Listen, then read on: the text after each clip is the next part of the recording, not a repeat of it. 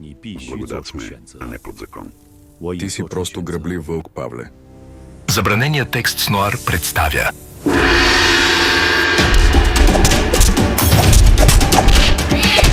Епизод 3. Исус срещу Павел.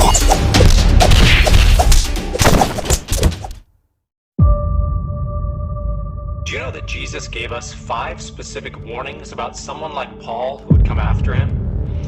These warnings are so specific that once you see them, you can't unsee them.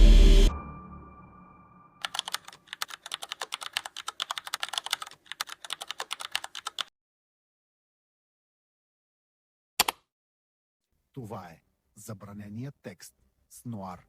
Здравейте, приятели! Вие се намирате с забраненият текст и Нуар, респективно.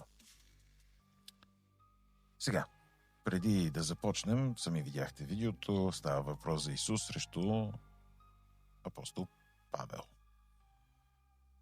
Но, преди да говорим за противоречия, каквито и да били те, трябва да започнем с един въпрос. И този въпрос е: кой говори, в крайна сметка? Защото в библейските текстове е важно да се уточнява кой говори, кога говори и на кого говори. Най-вече и за какво. Но, накратко, в нашия ъепизод знаем героите и те са две емблематични фигури в християнството като цяло. В десният ъгъл имаме Исус. Това е учител, който говори с, знаете, текст, притчи, кодове. Понякога се връща назад в Стария завет, за да опише нещо и последствие обратно тук. Като в, например, Матей 13, 10, 11, той споменава защо им говориш с притчи, питат учениците. А той им отговори, защото на тях, т.е.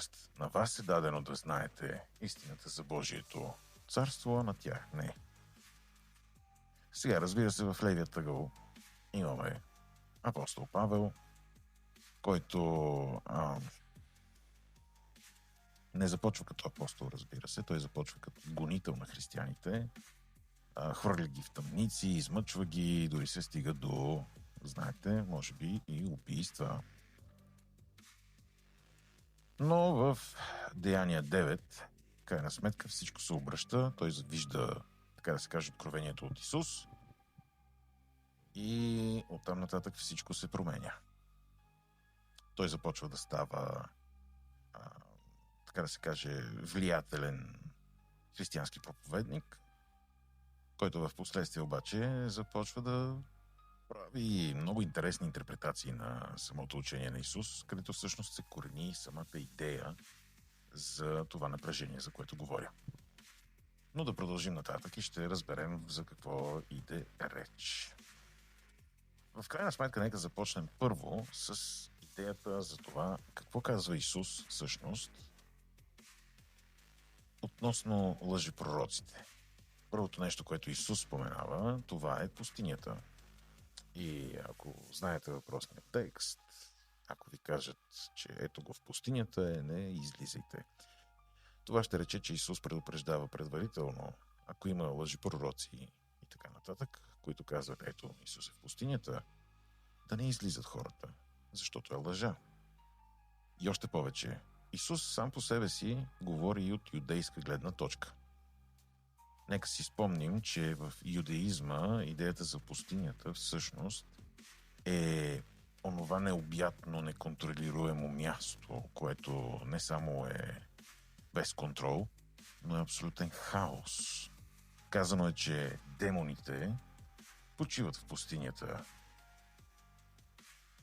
А в този случай тогава, това, което ще би било видяно там, е не Исус, според неговия прочит, може би демон, кой знае.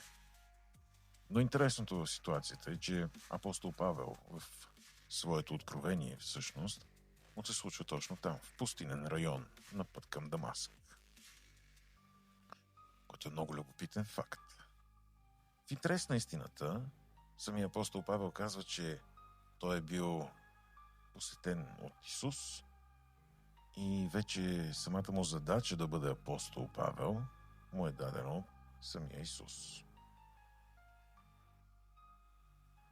Сега, до тук казахме, имаме единия елемент с пустинята.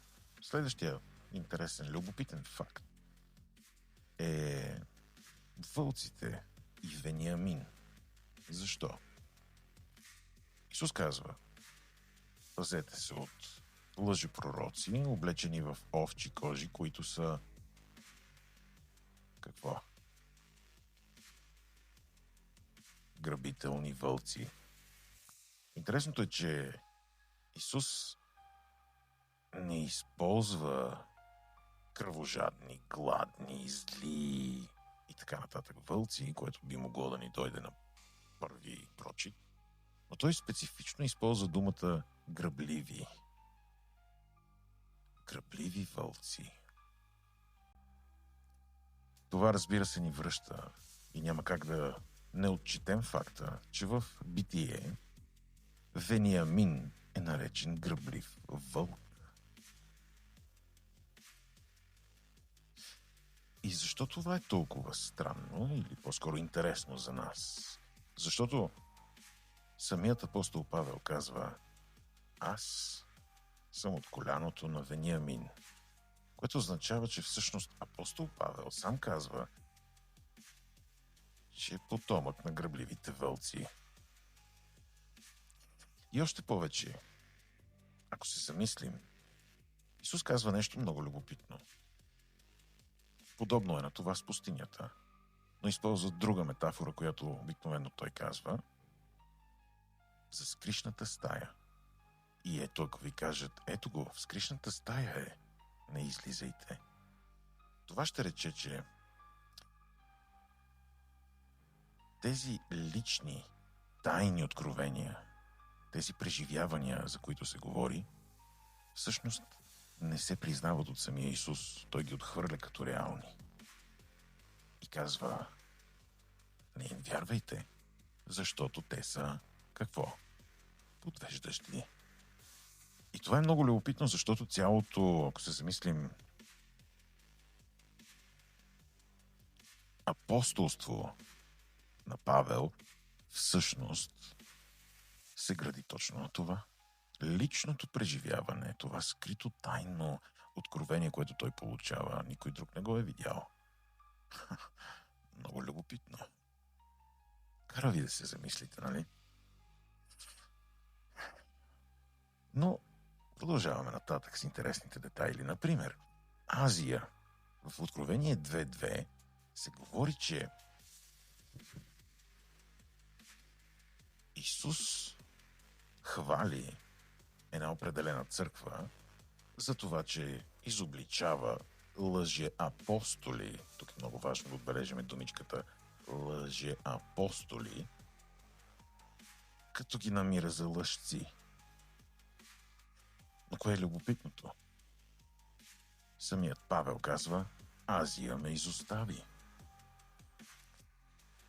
Сега, тук е важно да отбележа и обективно, че за някои хора факта, че откровение като твърдение, че е написано след смъртта на Павел, до някъде може би обезсилва теорията, но ако се замислим, прави точно обратното. Защо? Павел, и това ще споменем напред в епизода, всъщност е имал конфликти с първият, така да се каже, кръг на учениците на Исус, неговите директни наследници. Това се вижда, когато той самият говори за този конфликт с Петър.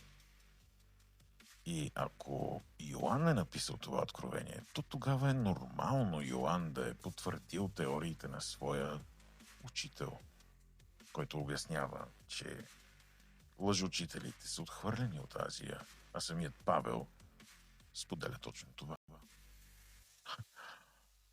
Това са много интересни моменти. Но нека продължим нататък. Сигурен съм, че ще намерите още любопитни факти.